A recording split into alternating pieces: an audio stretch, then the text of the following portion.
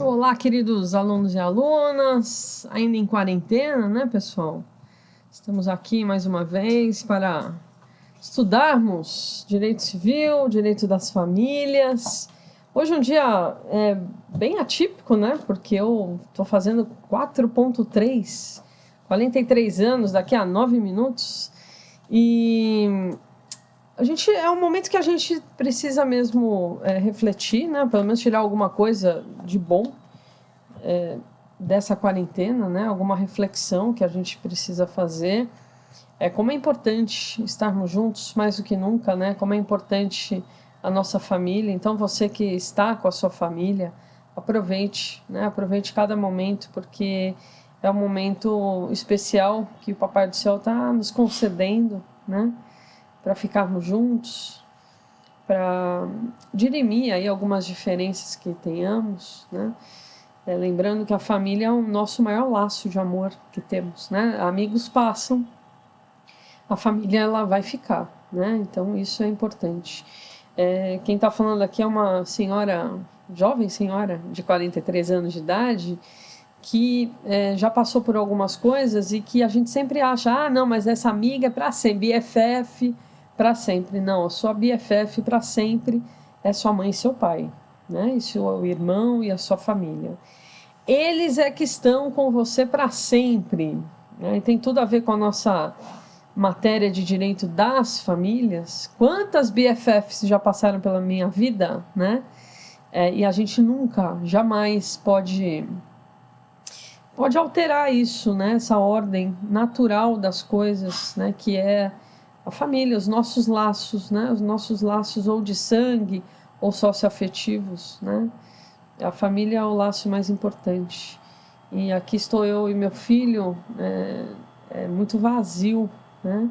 Mas é necessário que estejamos assim para a nossa própria saúde, né? Então eu espero que vocês tenham aí uma boa semana. Muitas coisas ainda infelizmente vão acontecer no nosso país, mas os nossos estudos não podem parar, né? Vocês estão aí no 5º ano. Bora lá, pessoal.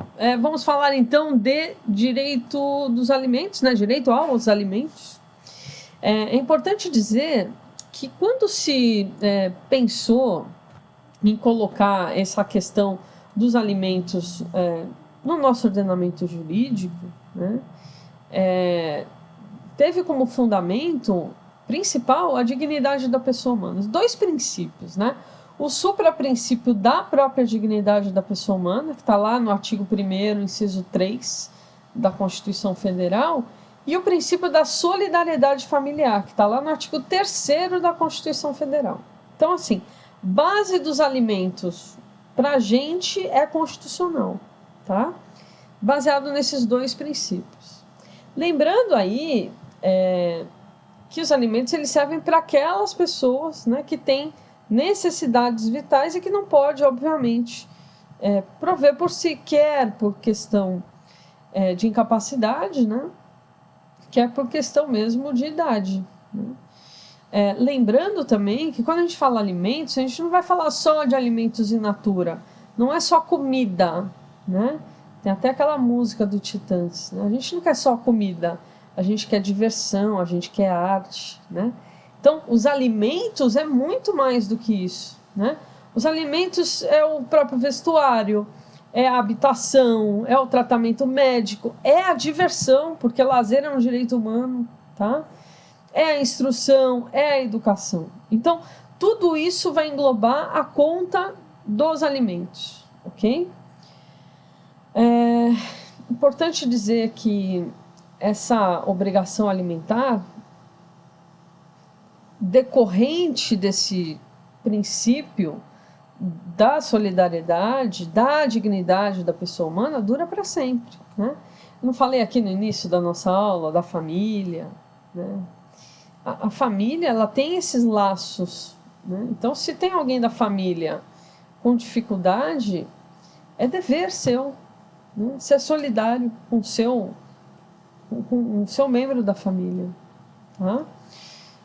Onde está isso, né? Primeiro, antes de mais nada, só para a gente também lembrar de uma outra coisa, a questão do patrimônio mínimo, né? Então, as pessoas precisam de um mínimo para sobreviver, né? E quando a gente vai falar de criança, pouco importa se o pai ou a mãe estão desempregados, elas precisam se alimentar. Adulto se vira, criança não, né? Então, assim, é legal a gente ver, por exemplo, os escritos do agora ministro do STF, Luiz Edson Fachin, que eu tive a honra e o privilégio de trabalhar com ele no IBDFAN. Ele era diretor do IBDFAN junto comigo. E ele tem alguns escritos bem importantes sobre esse patrimônio mínimo, né? Que é o mínimo que as pessoas têm, precisam ter para viver de modo compatível. Então, a gente vai buscar essa questão do patrimônio mínimo, e eu vou mostrar o artigo 1694 para vocês, que fala justamente dessa questão do patrimônio mínimo com relação à sua condição social. Então vamos ver na tela, que fica mais fácil para vocês acompanharem aí a nossa aula. O artigo 1694, olha só o que ele diz, que interessante. Podem os parentes, os cônjuges ou companheiros pedir uns aos outros, olha só o princípio da solidariedade, pedir uns aos outros os alimentos de que necessitem para viver, não é só para viver, olha só, de modo compatível com a sua condição social. Entenderam? Não é só o mínimo para viver. A lei foi além, de modo para viver, de modo compatível com a sua condição social, inclusive para atender às necessidades de sua educação, tá? Os alimentos devem ser fixados na proporção das necessidades do reclamante e dos recursos da pessoa reclamada. Então aí a gente tem uma proporção, né? A gente tem um equilíbrio onde há então os recursos de um relativos então à necessidade do outro, tá? Então a gente tem um equilíbrio, isso é importante, né? Então essa fixação das prestações alimentícias, ela deve ser feita então com relação a um binômio.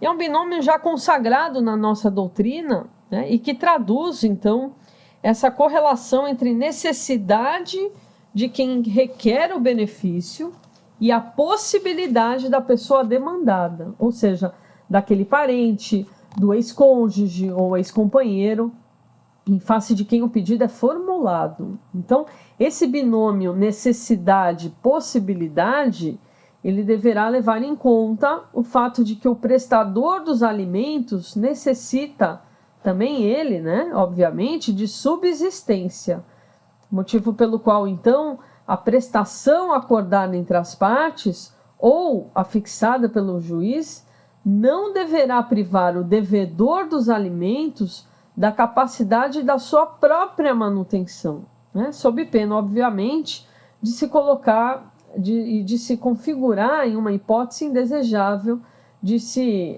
garantir a subsistência de uma pessoa às custas dos recursos de outra, tá?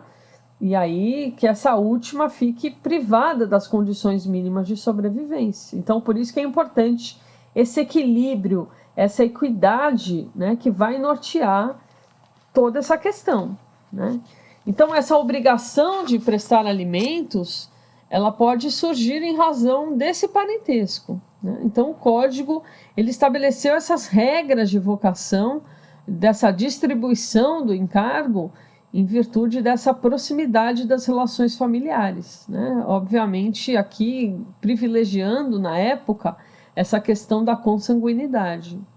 Então, é irrelevante, nesses casos, a afetividade que existe entre os parentes, porque a lei já presume, né, enquanto decorrência do aspecto familiar que as une. Ela não fala, só pode pagar se gostar. Não, ela já fala que sendo parente já é, né? Então, relativamente aos cônjuges e companheiros, trata por óbvio de regular essa prestação de alimentos em razão da dissolução do casamento ou da união estável, até então existente, enquanto um prolongamento de dever da manutenção conjugal, né? E seria também aplicada aí a solidariedade familiar. E que também tem que existir, né? Tem que sobreviver mesmo com a dissolução do vínculo. Ou seja, e também aplicável entre 2 homens ou 2 mulheres. Claro, tá? O STJ já decidiu isso, sendo juridicamente possível esse pedido de alimentos decorrente do rompimento da união estável homoafetiva, tá? E o STF também, várias vezes, né, pela DPF 132, ele também já reconheceu isso. Então, isso aí com relação a essa questão da homoafetividade, né, então, bastante tranquilo. Importante também eu destacar que não se trata de regular a prestação de alimentos entre pessoas que se mantenham casadas ou unidas de forma estável, porque a subsistência e a própria manutenção material dos cônjuges e dos sobreviventes, né, conviventes, eles decorrem da própria comunhão de vida, tá? E do dever geral de assistência que está na própria lei, tá? Então, com relação a esses alimentos durante a união, ele faz parte mesmo dessa obrigação, tá? A gente também precisa lembrar da questão da lei de 2008, né, que é uma lei importante, a lei 11.804, que a gente vai ver também com mais calma, dos alimentos gravídicos, né? Cai pra caramba na OAB, toda hora tem questão relacionada a alimentos gravídicos, né? Que é essa hipótese dessa concessão dos alimentos em favor do nascituro, né? Então, mas claro, quem vai ser a beneficiária vai ser a gestante, né? É a mãe que está carregando aí essa criança, né? Uma situação importante aqui que eu vou destacar também nesse caput do 1694 é a previsão com relação então a um pedido, né, com quanto necessário para a manutenção de um modo da vida então relacionada à condição, né? Então, trata-se dessa figura dos alimentos civis, né, ou então que a própria doutrina chama de congruos, que é estabelecido dentro desses parâmetros do binômio, né, o binômio necessidade e possibilidade que a gente falou, e sem contar com essa questão de ausência, né, ausência de culpa, que a gente já falou também na separação, tá? Agora, esse valor ele vai ser fixado com relação à situação, ao padrão econômico social que a pessoa estava acostumada durante o matrimônio ou durante a convivência, tá? Essa menção a alimentos que necessitem para viver encontra-se na jurisprudência em cortes superiores como STJ, STF, até um julgado importante do ministro do STJ santista, né, o ministro Moura Ribeiro, que ele fala justamente dessa questão, né? Relativamente aos parentes, né, essa regra também é importante com relação à guarda dos filhos, né, ter sido atribuída ao cônjuge que não possui as mesmas condições financeiras, por exemplo, né? E aí a gente vai ter que fazer essa conta para que essa pessoa também não fique na penúria, tá? Esses alimentos, eles também vão ser incluídos, claro, na questão da manutenção dessa educação dos filhos, com a continuidade dos seus cursos, né? Por exemplo, curso básico, curso extracurricular de inglês, espanhol, música, artes, esporte, tudo isso vai ter que ser computado, né? E claro, dependendo da fase, né, a gente tem lá o ensino fundamental 1, que é uma fase da infância, temos o ensino fundamental 2, que é uma outra fase que demanda outras questões também importantes, né? Então, tudo isso ela vai ser calculada, né? Então, a gente tem uma súmula bastante importante do STJ, que é a súmula 358, que esclarece, então, sobre essa necessidade de amplo contraditório para que o alimentante possa ser, por exemplo, exonerado do dever de prestar alimentos pelo simples implemento da idade do alimentado. Então, a gente tem essa preocupação sempre com relação às pessoas mais frágeis, né?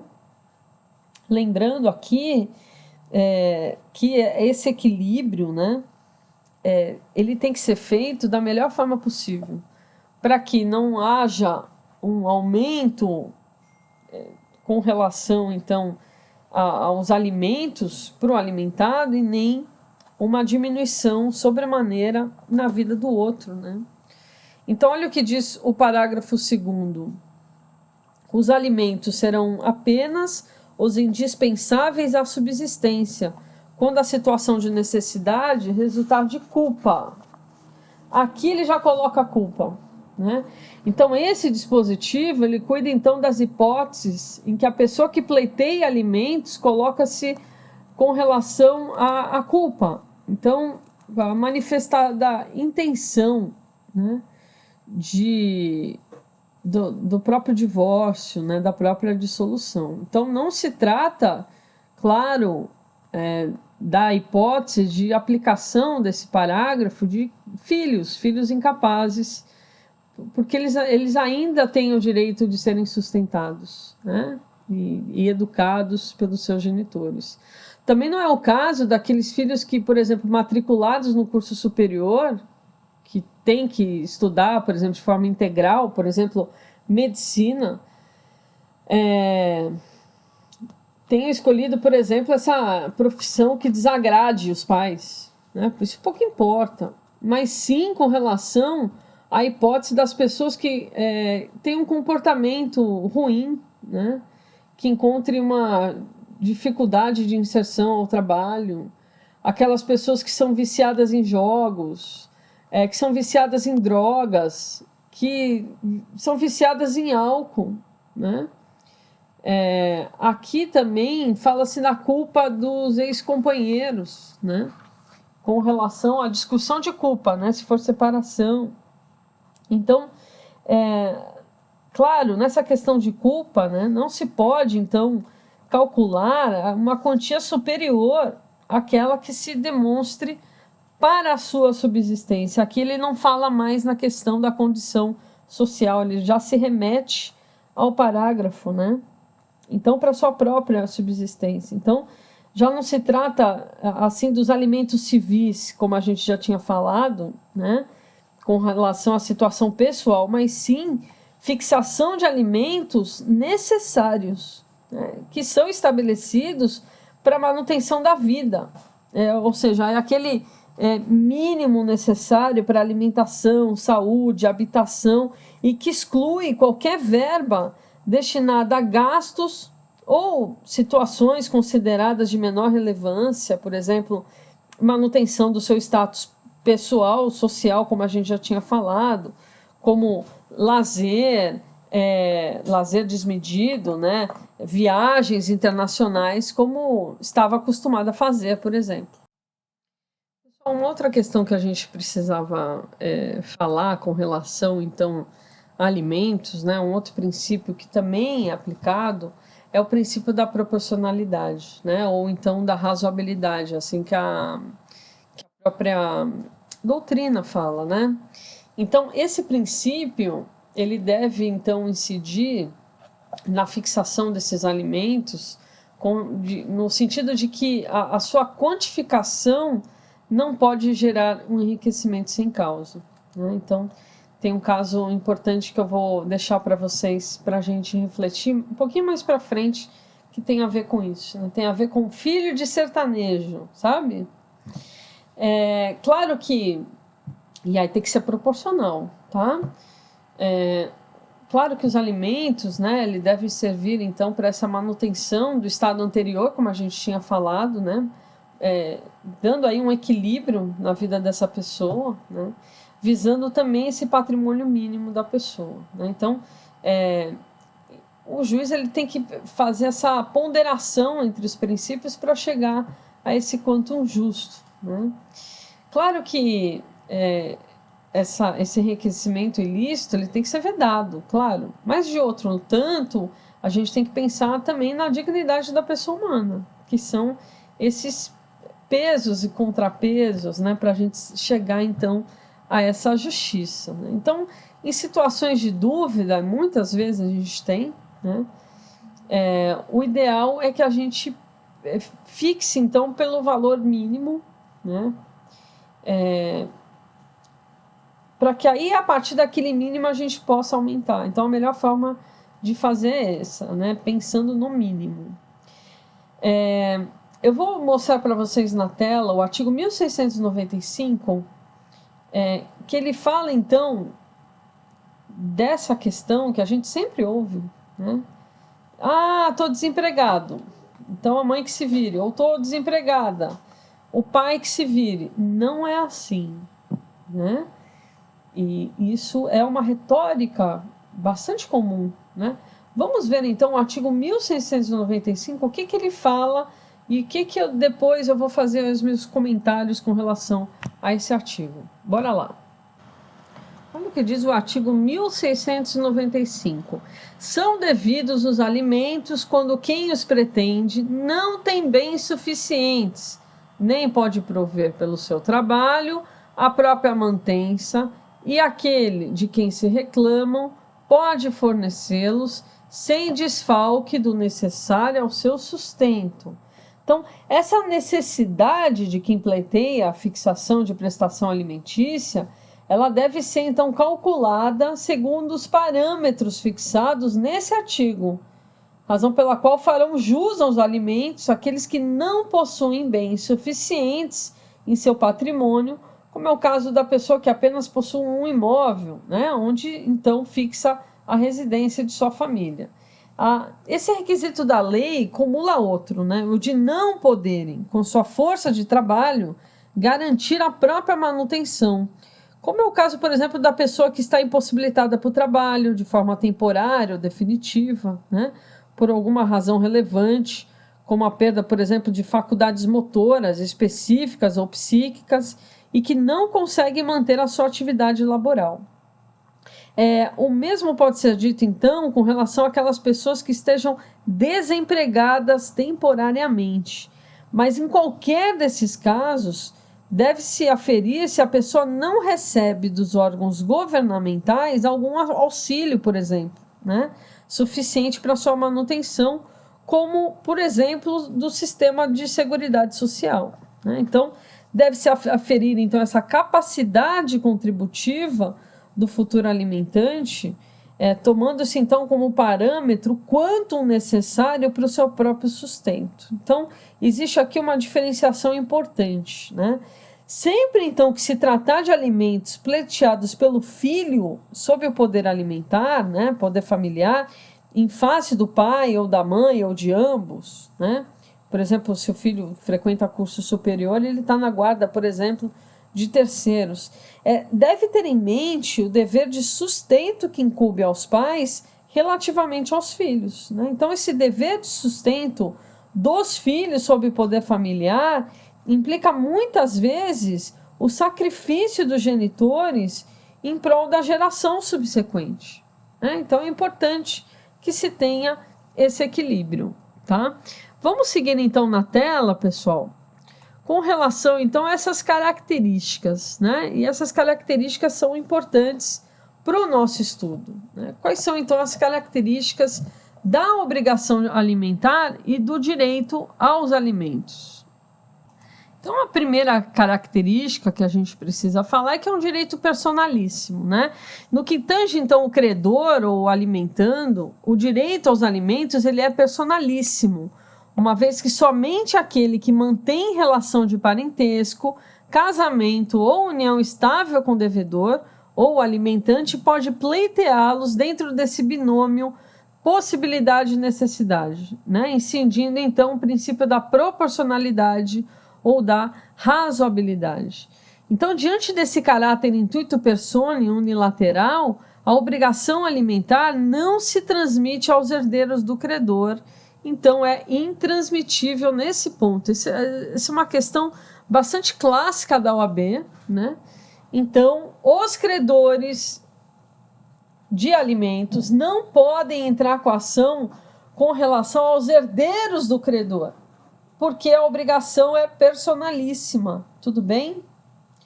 Então, vamos seguir aqui com relação, então, a outra característica, reciprocidade. A obrigação alimentar, ela é recíproca. Então, é uma via de mão dupla. O filho também é obrigado a dar alimentos aos pais. E vice-versa, ok?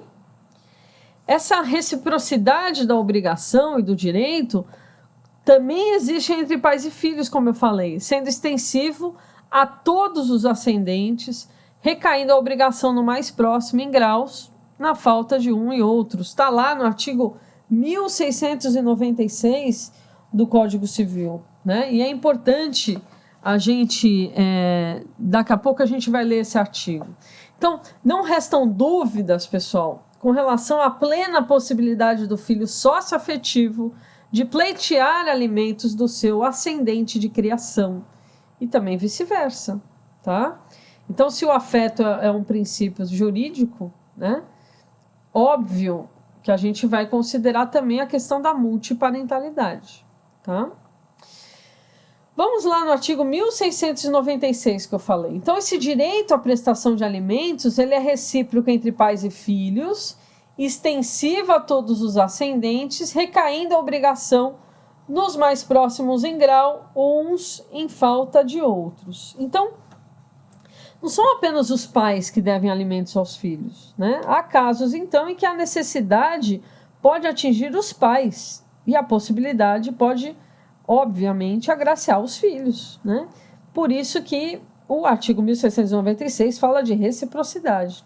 Em certos momentos da nossa vida, né, principalmente quando a idade dos pais já está avançada, quando os filhos já se encontram maduros, estruturados profissionalmente, com uma vida econômica sadia, pode ser que os pais estejam doentes, estejam senis, ou vivendo com uma aposentadoria pequena, como é o caso do nosso país, mesmo depois de anos de serviços prestados, e aí mostra-se então numa situação de necessidade. E aí eles fazem jus aos alimentos. Está lá também no Estatuto do Idoso, pessoal. O dever de prestar alimentos não se restringe ao primeiro grau de parentesco, pais e filhos. Ele se estende também todos os ascendentes, ou seja, avós, bisavós, né? Os pais, claro, eles devem ser os primeiros a serem demandados, né, pela ordem. Então, apenas se eles não tiverem condições de prestar esses alimentos pleiteados, ou no caso de faltarem os filhos por morte ou ausência, é que deve recorrer, então, aos ascendentes de grau mais longínquo, como, por exemplo, avós e bisavós, ok?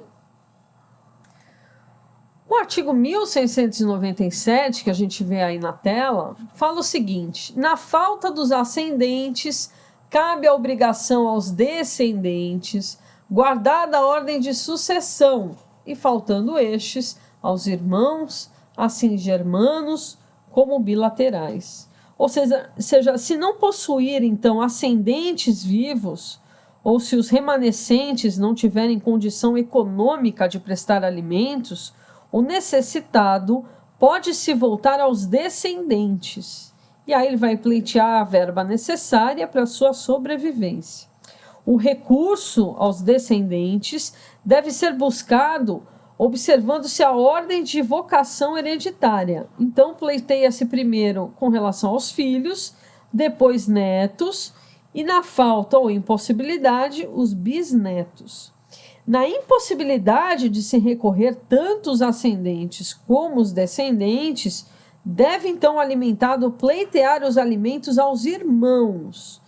Todavia, ao contrário do que acontece na sucessão com irmãos, o legislador aqui não faz distinção entre os irmãos germanos, filhos de mesmo pai ou mesma mãe, ou bilateral, né, que a gente chama, ou então os unilaterais, né, filhos então apenas do mesmo pai ou apenas da mesma mãe. Então, existe uma razão para essa diferença de tratamento, né? No direito das sucessões, existe um raciocínio lógico que a gente vai ver no segundo semestre, né? de que a herança parte primeiramente por linhas, cabendo metade a linha materna e a outra metade a paterna, e como os irmãos bilaterais sucedem de ambas as linhas, eles recebem o dobro da cota dos unilaterais, né? Mas aqui, no que nos interessa agora, né, com relação aos alimentos, a razão para a obrigação de prestar alimentos está com relação à relação familiar, ok? Então, lembrando também dessa questão da multiparentalidade, que é importante. Bom, queridos alunos, a gente volta então com a segunda parte da nossa aula. Até mais. Beijo, tchau, tchau.